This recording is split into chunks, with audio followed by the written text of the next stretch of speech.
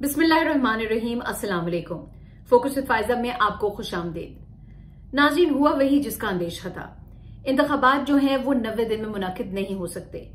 और अब ये क्या साराइयां नहीं है बल्कि एक स्टेटमेंट है जो इलेक्शन कमीशन ऑफ पाकिस्तान ने दे दिया है। इसकी तफसील पर मैं आऊंगी। हल्का बंदियां कैसे इस डिसीजन के साथ जुड़ी हुई हैं उस पर भी हम बात करेंगे।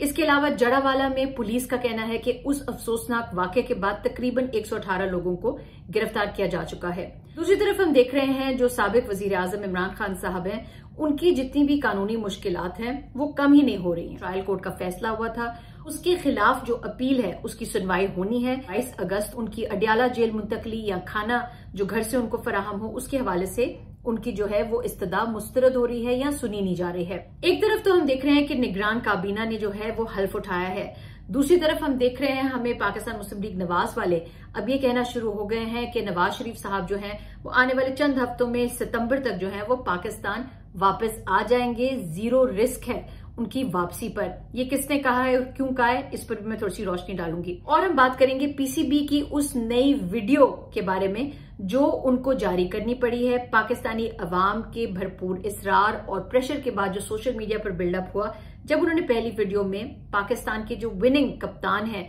जीतने वाले कप्तान इमरान खान साहब जो हैं, जो था उन्होंने माइनस किया था पहली वीडियो से। तो इसकी तफसील पर भी आएंगे। खबरों की तफसील से पहले एक छोटी सी याद दहानी कि चैनल को सब्सक्राइब भी कीजिए और अपना फीडबैक भी जरूर दीजिए। मैं आपका फीडबैक पढ़ती हूँ, बहुत शुक्रिया। अब खबरों की तफसील की तरफ आते हैं। सबसे पहले तो जो अफसोसनाक वाकया जड़ावाला में जो पेश आया उसके बारे में मैं आपको बताती चलूं कि बताया जा रहा है पुलिस की तरफ से 118 अफराद को जो है इनको गिरफ्तार कर लिया गया है।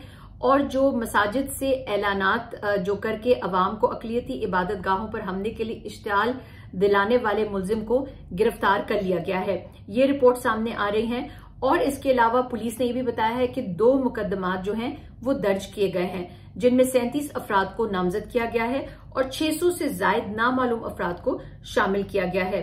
पुलिस के मुताबिक मुलजिमान ने तोड़फोड़ की, घरों और गिरजाघरों को आग लगाई और मुकदमात में दहशतगर्दी और तौहीन मजहब समेत 13 से ज्यादा दफात जो हैं वो शामिल की गई हैं। बड़ा ही अफसोसनाक वाकया हुआ था। पाकिस्तान भर में लोगों ने जो है इसको कंडेम किया था। रियासत की तरफ से बड़े कड़े पैगाम आए। हमने देखा कि आर्मी चीफ की तरफ से भी बड़ा एक स्ट्रिक्ट पैगाम आया। हमने देखा कि जो निगरान वजीर आजम है उनकी तरफ से भी बड़ा एक स्टर्न मैसेज आया। तो उम्मीद यही करेंगे जो ये फसाद बर्पा करने वाले थे उनके खिलाफ सख्त एक्शन जो है वो लिया जाएगा। अब हम आ जाते हैं इमरान खान साहब की जितनी भी लीगल ट्रबल्स हैं उस पर। इमरान खान साहब की वकला को ज्यादा पेशरफ नहीं हो रही है इस्लामाबाद हाई कोर्ट में केसेस की सुनवाई के हवाले से, और इसके अलावा जो उनकी जमानतें हैं वो भी बार बार जो है वो मुस्तरद हो रही हैं। वकला ने मुख्तलिफ मुकदमात में जमानत की दरखास्तें मुस्तरद होने के खिलाफ सुप्रीम कोर्ट में दरखास्त दायर कर दी है और दरखास्त में ये मौकफ अपनाया गया है कि इमरान खान के खिलाफ मुल्क भर में 180 से ज्यादा जो हैं ये बेबुनियाद झूठे मुकदमात दर्ज किए गए हैं। इसके अलावा ये भी है कि चेयरमैन पीटीआई को मुखालफिन की जानिब से जो है वो सियासी इख्तलाफात का, सियासी इंतकाम का जो है वो निशाना बनाया जा रहा है। और चेयरमैन पीटीआई साबिक वजीर आजम है और मुल्क की सबसे बड़ी सियासी जमात के सरबराह भी हैं।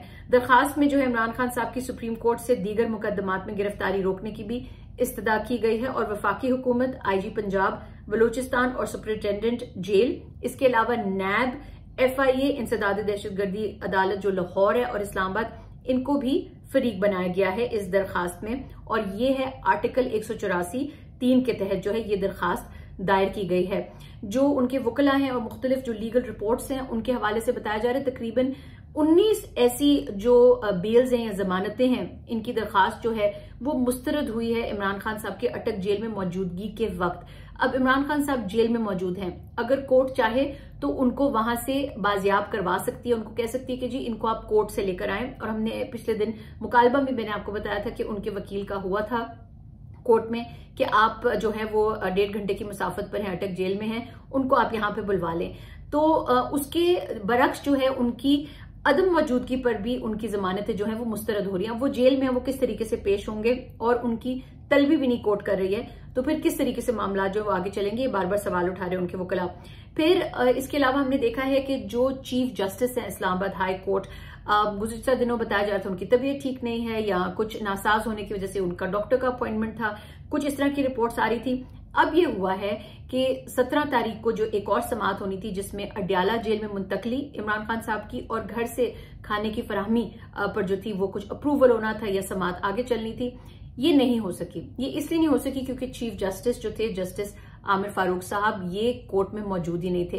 इनकी अदम मौजूदगी की वजह से ये समाअत नहीं हो सकी है और जेल इंतजामिया की तरफ से भी तंग किया जा रहा है। कुछ बदमाशी जो है वो भी सामने आ रही है क्योंकि लॉयर्स जो है वो बड़ा शिकवा कर रहे हैं इमरान खान साहब के। आइए सुनते हैं। मैनुअल के मुताबिक, कानून के मुताबिक हाई कोर्ट के हुक्म के बावजूद हमने दरखास्त भी दी, वो हुक्म भी सामने रखा, लेकिन सिर्फ एक बंदे को जाने दिया। खान साहब से जब उमैर नईद साहब वहां पर पहुंचे हैं तो खान साहब की सूरत हाल, बड़े खान साहब हशाश बशाश थे और मिले हैं खुशी से उनसे और कहा है कि हाँ सुनाए कैसे क्या मामला है।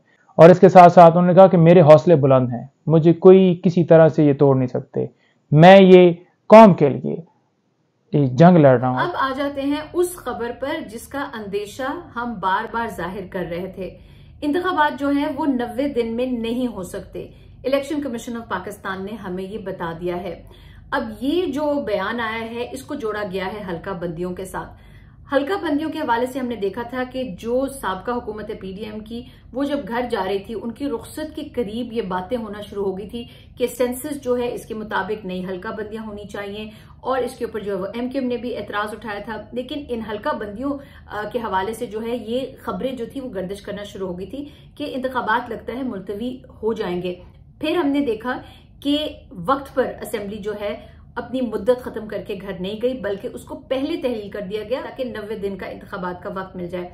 अब ये जो डेवलपमेंट हुई है इसमें इलेक्शन कमीशन ऑफ पाकिस्तान ने साफ साफ कह दिया कि हल्का बंदियां होनी है तो 90 दिन में तो इंतखाबात नहीं हो सकते। ये खबर मैं आपको बताती हूँ कि इलेक्शन कमीशन ने हल्का बंदियों के शेड्यूल का ऐलान करते हुए मुल्क भर में नई मर्दमशुमारी की बुनियाद पर हल्का बंदियों का फैसला किया है। कहा गया है कि इदारे पर लाजिम है कि वो नई हल्का बंदियां करे जिसकी 14 दिसंबर को हतमी इशात जो है वो की जाए। अब ये खबर जो है इट्स नॉट अ सरप्राइज। अगर हम ये कहें कि दिस वाज एक्सपेक्टेड तो this was pretty much expected जो हम देख रहे थे। और अजीब बात यह है कि अब तज्जियों का भी कोई मजा नहीं रह गया। जो स्क्रिप्ट लिखने वाले हैं, जहां से भी स्क्रिप्ट लिखे जा रहे हैं, वो ये पहले ही हमें जो है एग्जाम से पहले ही पर्चा आउट हो जाता है। जैसे कि मैंने बताया पीडीएम की हुकूमत के घर जाने से पहले ही हमें पता चल रहा था कि जी सेंसस हल्का बंदियां होनी है, इसलिए इंतखाबात जो है वो इल्तवा का शिकार हो सकते हैं। लेकिन बहरहाल ये पहले से ही अंदाजा हो रहा था कि जो निगरान हुकूमत भी है उनको भी उनके जितने भी इख्तियारात हैं उनमें तौसीक की जा रही है। तो ये न सिर्फ हमारी आइन के हवाले से, हमारी जमहूरियत के हवाले से बहुत सारे सवालात हैं। कानून दानों ने, जो माहिरीन हैं, उन्होंने बहुत ज्यादा सवाल इस चीज पर जो है वो आज उठाया है। अब पीएमएलएन वाले जो हैं हमें ये बताना शुरू हो गए हैं कि नवाज शरीफ साहब जो हैं इनकी वतन वापसी में जीरो रिस्क है और इनके जो मुकदमात हैं इनका कोई खौफ नहीं है, कोई खतरा नहीं है। आपको याद होगा नवाज शरीफ साहब जो अपने भाई की हुकूमत में भी वापस नहीं आए थे क्योंकि ये बहुत सारे लोगों का जो तज्जिया था कानून दानों का भी कि उनको यही है डर कि उनको सीधा जेल जाना पड़ेगा और उनको अपनी जेल टर्म जो है वो भुगतनी पड़ेगी। अब राना सनाउल्लाह साहब जो हैं उन्होंने एक प्रोग्राम में बात करते हुए उन्होंने कहा है कि नवाज शरीफ साहब के लिए जीरो रिस्क हो चुका है और उनकी अदालतों से बरियत जो है वो तय है और इस मामले पर हमें गारंटी भी मिल चुकी है। अब उन्होंने किसकी तरफ इशारा किया है?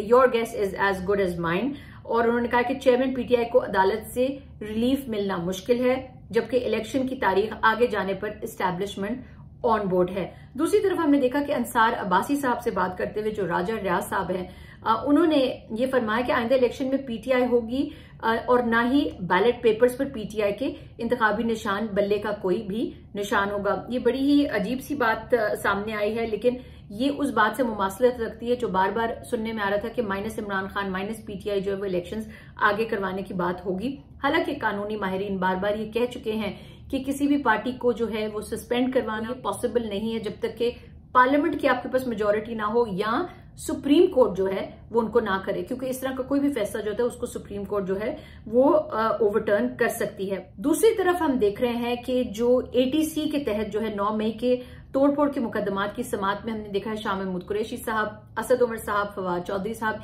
इनकी जमानतों में 2 सितंबर तक जो है वो तौसी कर दी गई है। और दूसरी तरफ हम देख रहे हैं कि जो इमरान खान साहब के बड़े मजबूत पक्के लीडर साथी उमर चीमा साहब, डॉक्टर यास्मीन राशिद साहिबा जो हैं जो उनके साथ डट के खड़े हुए हैं, उनकी जो है हमें बताया जा रहा है कि उनकी रिमांड जो है मजीद उसमें तोसी हुई है।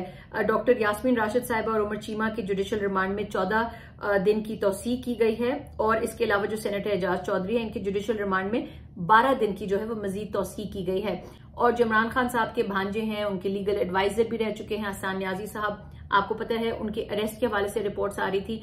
अब ये बताया जा रहा है कि उनके वालिद ने दरखास्त दायर की है अदालत में और जो अदालत है उन्होंने कहा है कि 18 अगस्त तक अदालत में पेश करने का हुक्म जो है वो जारी किया जाता है। हफीजुल्लाह न्याजी साहब ने जो है उन्होंने अपने बेटी की बाजियाबी के लिए ये दरखास्त दायर की थी और इसमें आईजी पंजाब समेत दीगर को जो फरीक बनाया गया था।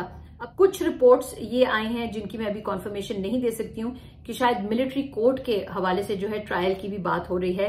इन किसी भी मिलिट्री कोर्ट में ट्रायल के हवाले से आपको पता है बड़े सीनियर कानूनदान जो है वो सुप्रीम कोर्ट में इस पर जो है वो बहस कर चुके हैं और मिलिट्री कोर्ट्स जो है इस पर अटॉर्नी जनरल जो था उन्होंने भी यकीन दहानी कराई थी सुप्रीम कोर्ट को। सुप्रीम कोर्ट ने कहा था कि हमारे इल्म के बगैर आप किसी किस्म का ट्रायल जो है वो शुरू नहीं करेंगे क्योंकि ये आइन और कानून और एक बुनियादी जो हुकूक है उनकी खिलाफ वर्जी है एक पाकिस्तानी शहरी के है। सदर मुमलिकत आरिफ अलवी साहब ने निगरान जो वफाकी काबीना है इनसे जो है ओहदों का हल्फ लिया है। जैसे कि मैं आपको पहले बता चुकी थी कि सरफराज बुगटी साहब जो है वो वजारत दाखिला का कलमदान संभालेंगे। जलील अब्बास जिलानी साहब हैं ये निगरान वजीर खारजा होंगे।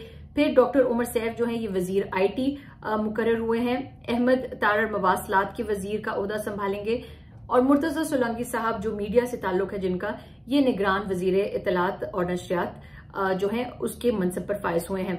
शमशाद अख्तर साहिबा जो है इनको निगरान वजीर खजाना का कलमदान सौंपा गया है और आयशा रजा फारूक को निगरान वजीर सेहत बनाया गया है। इसके अलावा वजीर दिफा जो है वो lieutenant general retired Anwar Ali साहब को जो है वो बनाया गया है। निगरान हुकूमत की कारकर्दगी पर बड़ी सख्त नजर रहेगी पूरी अवाम की। आपको पता है कि जैसे ही केयर टेकर गवर्नमेंट सामने आई है हमने देखा है कि डॉलर की कीमत भी ऊपर चली गई थी, 300 रुपए तक ओपन मार्केट में पहुंच गया था। हमने देखा कि पेट्रोल की कीमत भी 17 रुपए 50 पैसे बढ़ गई थी। या वाकई ही हल्का बंदियां मुकम्मल होते ही 14 दिसंबर के बाद जो वो इंतखाबात हो जाएंगे ये तो वक्त बताएगा। They will have to perform. अब बात करते हैं पीसीबी की उस वीडियो की जो 14 अगस्त को उन्होंने एक ट्रिब्यूट खिराज तहसीन के तौर पर पाकिस्तान के क्रिकेटिंग लेजेंड्स को पेश किया। उसमें उन्होंने एक बड़ी ही अहम शख्सियत और क्रिकेटिंग हीरो यानी इमरान खान साहब को माइनस कर दिया। एक ही वर्ल्ड कप पाकिस्तानी क्रिकेट की अपनी पूरी तारीख में जीता है, वो था 1992 का वर्ल्ड कप और उस क्रिकेट टीम के कप्तान थे इमरान खान साहब। उसे माइनस किया गया कप्तान इमरान खान साहब को तो पाकिस्तानियों ने सोशल मीडिया पर बड़ा प्रेशर डाला, बड़ा एहतजाज किया। अपने व्लॉग में भी मैंने ये बात की थी और मैंने ये भी कहा था कि जितने लेजेंड्स उस वीडियो में मौजूद हैं उनको जो है इसकी मजम्मत करनी चाहिए, जिसमें हमने देखा कि वसीम अकरम साहब ने बड़े दो टोक अल्फाज में पीसीबी को कहा कि पीसीबी को ये माफी भी मांगनी चाहिए और इसको डिलीट करना चाहिए। अब पीसीबी ने जो है वो अपनी गलती को सुधार लिया है, इमरान खान साहब को जो है उस वीडियो में डाल दिया है। एक नहीं बल्कि काफी क्लिप्स डाले हैं उसी 1992 के वर्ल्ड कप के हवाले से। लेकिन एक स्पोर्ट्स जर्नलिस्ट ने एक और अब इंटरेस्टिंग बात पॉइंट आउट की कि वसीम अकरम साहब ने जिन्होंने बड़े सख्त अल्फाज में जो था वो एहतजाज रिकॉर्ड करवाया था अब वो इस वीडियो में नजर नहीं आ रहे हैं। तो आप भी देखिए और मुझे बताइएगा कि क्या आपको वसीम अकरम साहब जो हैं वो इस वीडियो में नजर आ रहे हैं या नहीं। फिलहाल इतना ही, मजीद एनालिसिस और फोकस के साथ फिर हाजिर होंगी। जरूर सब्सक्राइब कीजिए, फीडबैक भी दीजिए, अपना ख्याल रखिएगा। अल्लाह हाफिज।